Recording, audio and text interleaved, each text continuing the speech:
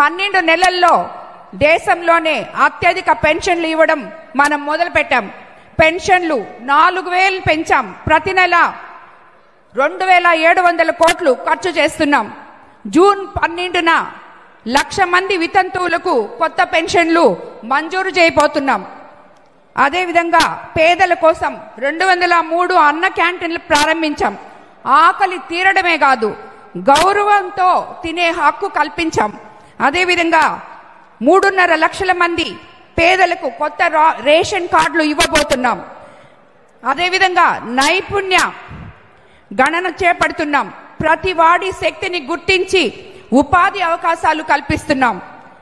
P4 ద్వారా పేదరిక నిర్మూలనే దిశానిర్దేశంగా మనం వెళ్తున్నాం. యువత మహిళలు సాయం చేయడానికి సూపర్ 6 పథకాలు ప్రారంభిస్తున్నాం. అదేవిధంగా మనము రాబోయే రోజుల్లో మన ముఖ్యమంత్రి చంద్రబాబు నాయుడు గారు ఇచ్చిన ప్రతి ఒక్క హామీని నెరవేర్చబోతున్నారు.